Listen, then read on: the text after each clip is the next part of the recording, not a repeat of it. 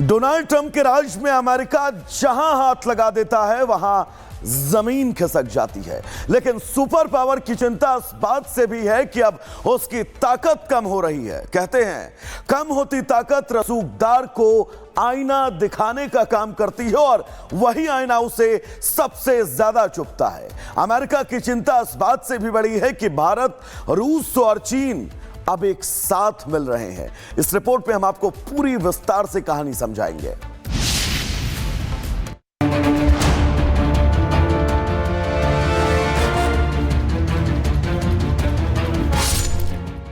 America के राष्ट्रपति Donald Trump की नींद उड़ी हुई है। ट्रंप का टैरिफ वाला सबसे बड़ा गलत फैसला साबित हो रहा है, क्योंकि भारत ने अपने लिए दूसरे नए और सबसे बड़े बाजार ढूंढ लिए। ट्रंप परेशान हैं। दुनिया के कई देशों ने उनको अलग थलग कर दिया है। टैरिफ वॉर ने ट्रंप को अपने ही देश में बेगाना बना दिया है। उसने सोचा था भारत पर टैरिफ लगा देंगे तो अर्थव्यवस्था पर चोट लगेगी, लेकिन भारत के लिए ट्रंप के दूसरे दुश्मन और भारत के दोस्त ने अपनी मार्केट खोल दी।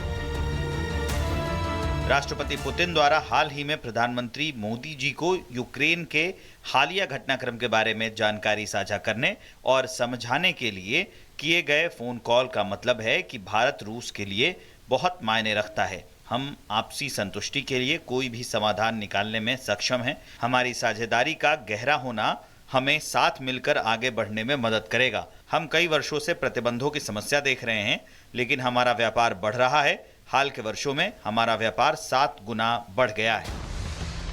ट्रंप के लिए यह संदेश नहीं, यह चेतावनी है कि भारत दुनिया में अकेला नहीं है। दुनिया की कई महाशक्तियां भारत के साथ हैं और भारतीय उत्पाद दुनिया में कहीं भी अपना डंका बजाने में माहिर है। रूस ने भारत के लिए बाजार खोला तो पश्चिमी देशों की चिंता बढ़ गई। भारत के विदेश मंत्री एस जयशंकर रूस की राजधानी मॉस्को पहुंचे तो ट्रंप के दिल में भी आग लग गई होगी। दूसरी तरफ चीन के विदेश मंत्री वांग यी के भारत दौरे ने यह साफ कर दिया है कि भारत, चीन और रूस मिलकर दुनिया के लिए नया वर्ल्ड ऑर्डर लेकर आने वाले हैं। चीन के विदेश मंत्री वांग यी ने एनएसए अजीत डोभाल, विदेश मंत्री एस जयशंकर और फिर प्रधानमंत्री से मुलाकात कर उन्हें चीन आने का भी न्योता दे दिया है। अब दिल्ली, बीजिंग और मॉस्को में बढ़ती नजदीकियों ने वॉशिंगटन में खलबली मचा दी। तेल से लेकर ब्रिक्स तक हर मोर्चे पर भारत, रूस और चीन का यह नया त्रिकोण अमेरिका की ताकत को चुनौती देता दिख रहा है। और यही वजह है कि ट्रंप के टैरिफ राजनीति अब उन्हीं पर भारी पड़ रही है और दुनिया की महाशक्ति का ताज धीरे धीरे अमेरिका के सिर से खिसकता नजर आ रहा है। Chinese side attaches great importance to the Prime Minister's visit to China to attend the SCO summit at our invitation. We believe that Indian side will also make your contribution to a successful summit in Tianjin. History and reality proves once again that a healthy and stable China-India relationship serves the fundamental and long-term interests of both of our countries. It is also what the developing countries all want to see. Trump ने जब से tariff war छेड़ा है, तब से सब कुछ बदल गया है। रूस के राष्ट्रपति व्लादिमीर पुतिन कई बार प्रधानमंत्री नरेंद्र मोदी को फोन कर चुके हैं। ट्रंप के एक्स्ट्रा टैरिफ ऐलान के तुरंत बाद भारतीय विदेश मंत्री एस जयशंकर अचानक चीन जाते हैं। फिर चीनी विदेश मंत्री वांग यी दिल्ली आते हैं। अगले ही दिन एस जयशंकर रूस की यात्रा पर निकल जाते हैं। एनएसए अजीत डोभाल भी इस बीच मॉस्को जाकर पुतिन से मिल चुके हैं। मतलब साफ है कि दुनिया का नया बॉस 3 की तिकड़ी होगी। अमेरिका का आरोप है कि तेल के सौदे से रूस को भारत से जो कमाई होती है, उससे वो यूक्रेन युद्ध का खर्च निकाल रहा है और इसलिए टैरिफ लगाया गया है। Look, the president has put tremendous public pressure to bring this war to a close. He's taken actions, as you've seen, sanctions on India and other actions as well. He's made himself very clear that he wants to see this war end. And he has scoffed at the ideas of others that have been raised that we should wait another month before any meeting takes place. The president wants to move and he wants to bring this war to an end as quickly as possible. लेकिन भारत और रूस दोनों ये बात clear कर चुके हैं। Incidentally, when the new administration came to power, bilateral trade started to grow. it's still very symbolic. Still, we have a growth of 20%. As I said, we have a lot of dimensions for joint work. It is clear that the U.S. and Russian investment and business cooperation has tremendous potential. Russia and the U.S. can offer each other so much in trade, digital, high-tech, and in space exploration. We see that Arctic cooperation is also very possible.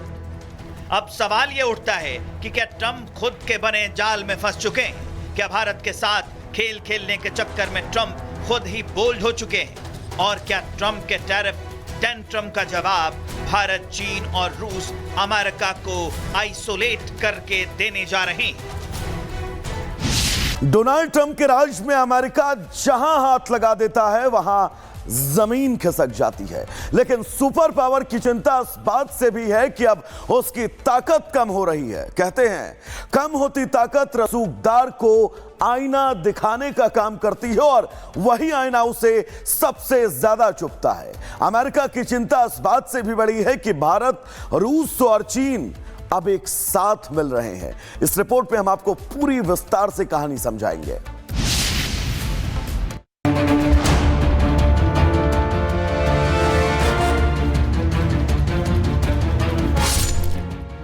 America के राष्ट्रपति Donald Trump की नींद उड़ी हुई है। Trump का tariff वाला सबसे बड़ा गलत फैसला साबित हो रहा है, क्योंकि भारत ने अपने लिए दूसरे नए और सबसे बड़े बाजार ढूंढ लिए। ट्रंप परेशान हैं। दुनिया के कई देशों ने उनको अलग थलग कर दिया है। टैरिफ वॉर ने ट्रंप को अपने ही देश में बेगाना बना दिया है। उसने सोचा था भारत पर टैरिफ लगा देंगे तो अर्थव्यवस्था पर चोट लगेगी, लेकिन भारत के लिए ट्रंप के दूसरे दुश्मन और भारत के दोस्त ने अपनी मार्केट खोल दी।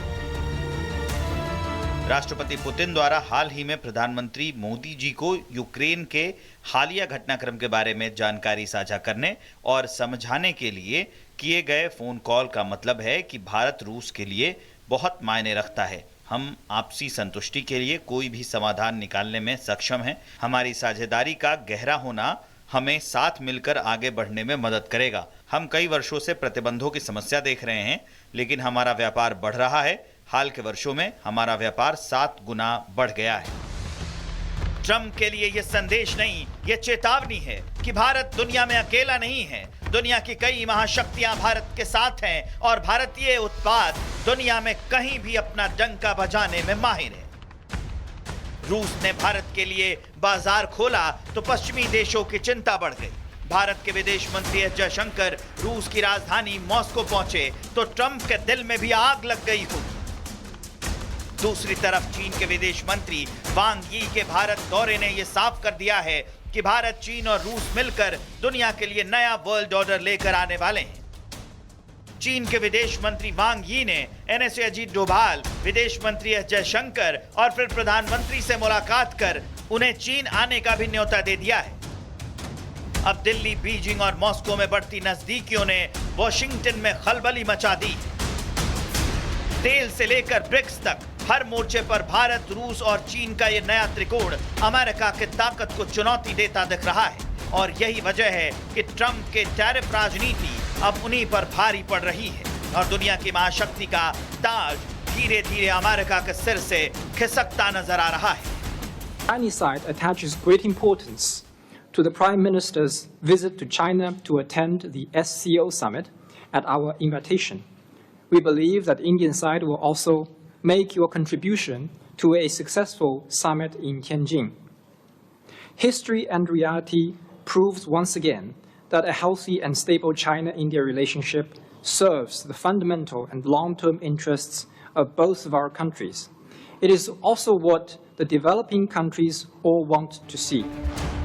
ट्रंप ने जब से टैरिफ वॉर छेड़ा है तब से सब कुछ बदल गया है।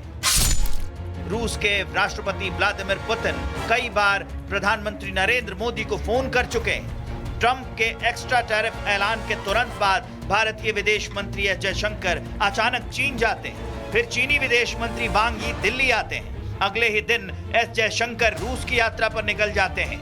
एनएसए अजीत डोभाल भी इस बीच मॉस्को जाकर पुतिन से मिल चुके हैं। मतलब साफ है कि दुनिया का नया बॉस तीन की तिकड़ी होगी। अमेरिका का आरोप है कि तेल के सौदे से रूस को भारत से जो कमाई होती है उससे वो यूक्रेन युद्ध का खर्च निकाल रहा है और इसलिए टैरिफ लगाया गया है। Look, the president has put tremendous public pressure to bring this war to a close. He's taken actions, as you've seen, sanctions on India and other actions as well. He's made himself very clear that he wants to see this war end. And he has scoffed at the ideas of others that have been raised that we should wait another month before any meeting takes place. The president wants to move and he wants to bring this war to an end as quickly as possible. लेकिन भारत और रूस दोनों ये बात clear कर चुके हैं।